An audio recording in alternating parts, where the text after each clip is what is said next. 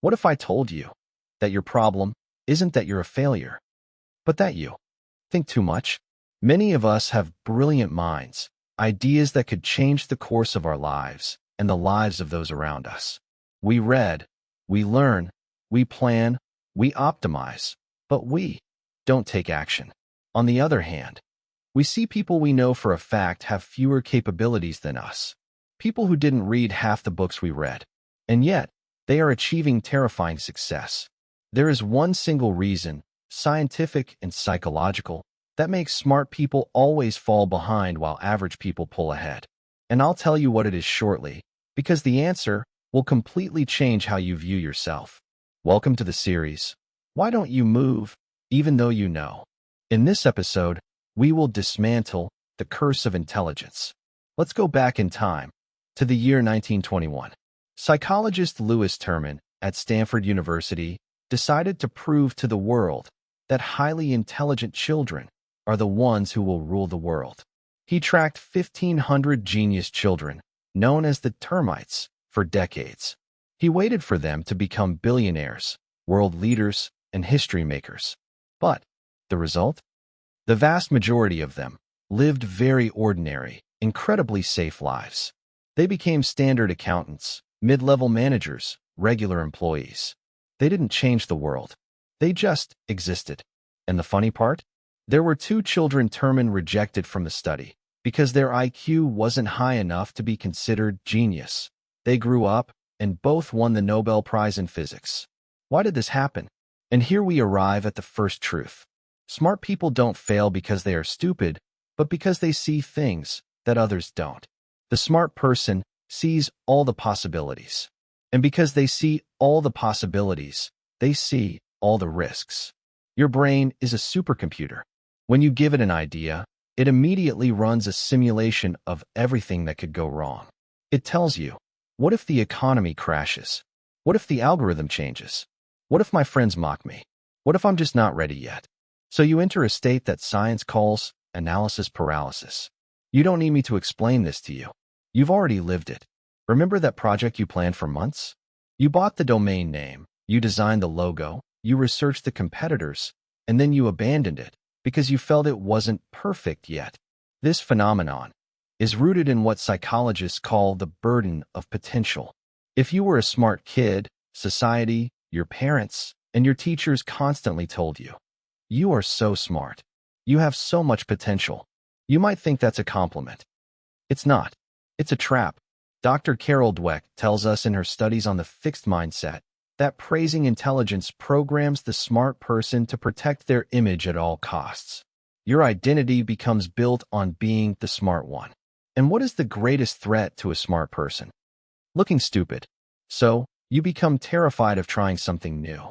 Because if you try, and you fail, it means you are not the genius everyone thought you were. Therefore, the most dangerous thing you can possess isn't ignorance. It's deep understanding without execution. You don't suffer from a lack of opportunities. You suffer from overthinking them. You fall into what I call the productivity trap. Because you are smart, you think watching hours of tutorials is progress. You think building the perfect Notion workspace is progress. You think reading another book about business is doing business. It's not. It's fake work. It's your brain tricking you into feeling productive while keeping you completely safe from the risk of failure. The average person doesn't carry this heavy armor. They possess positive ignorance. Have you heard of the Dunning-Kruger effect? Science proves that the person with less knowledge actually possesses higher confidence. They don't know that 90% of startups fail. They don't know the complex tax laws. They don't know how difficult it is to edit a video. Because they simply don't know the scale of the complexities. They just pick up their phone, hit record, jump into the unknown, and learn from the streets.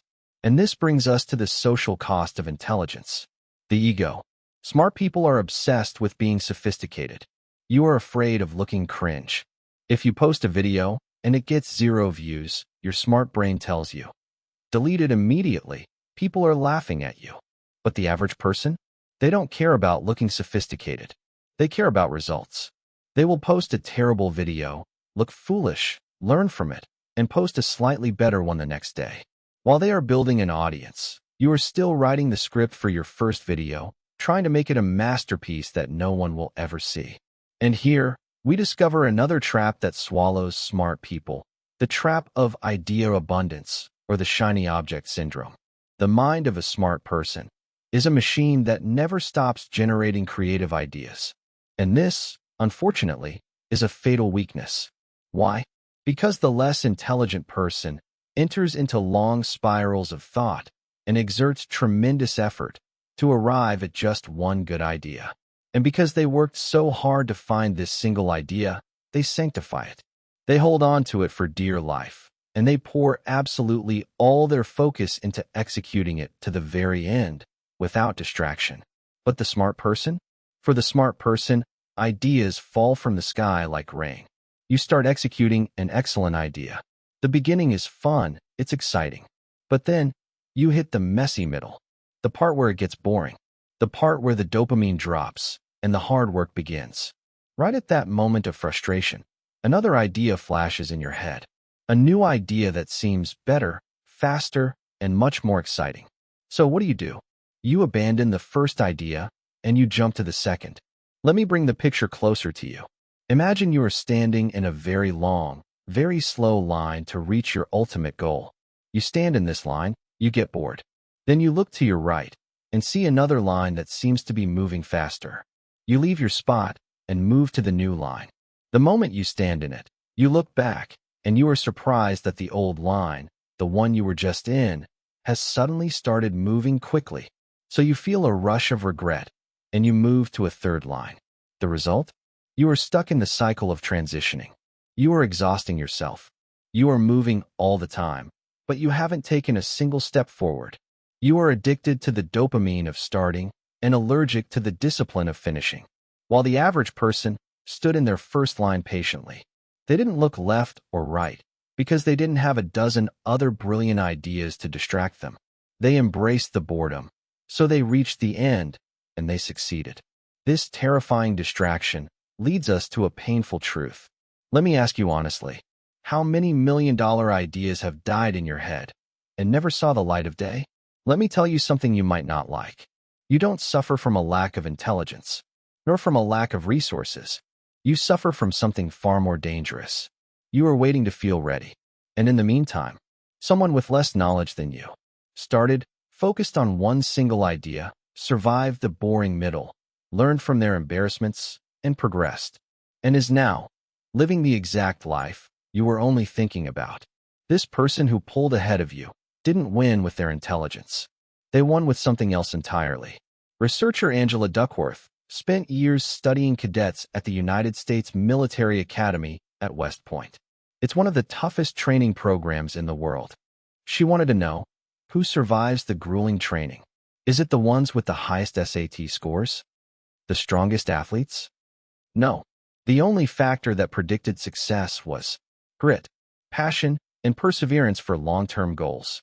Average people have built a failure muscle. They are used to life not being easy.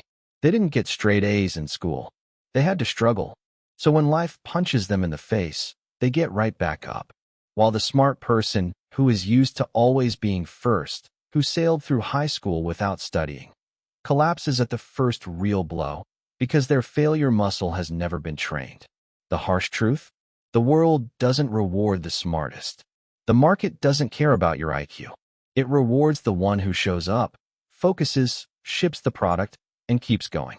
Intelligence is just a powerful engine, but without wheels and without a steering wheel to guide you on a single path, your luxury Ferrari won't move a single centimeter out of the garage. It's time to stop punishing yourself with your own intelligence. It's time to allow yourself to be a beginner, to be imperfect, to look foolish for a little while. Stop switching between lines. Pick one idea, burn the boats, and see it through to the end. I want to give you a mental model used by the most successful founders in the world. It's called the 70% rule. If you have 70% of the information you need, you must make the decision and execute. If you wait until you have 90 or 100% of the information, you are already too late. Action precedes readiness. Remember this rule well. Execute now and adjust later. But I know what's going through your mind right now. You are listening to this, and your smart brain is whispering, I want to start, but I just want my work to be flawless before I show it to anyone. And this exactly is the second and perhaps the deadliest trap that smart people fall into. In the next episode, I will explain to you why perfectionism is a disease and how it's more dangerous than failure itself. I will show you how your noble attempt to be perfect is actually just a mask, hiding your deep, psychological fear of judgment. If you felt this episode touched a nerve, if it described your exact situation, share it with a smart friend who you know is stuck in their place, jumping from one line to another without ever arriving. And don't forget to subscribe so we can continue this mental journey together. This is your reminder. Start before you are ready. I'm Andrew from the Glottify team. Thank you for listening, and I'll see you in the next episode.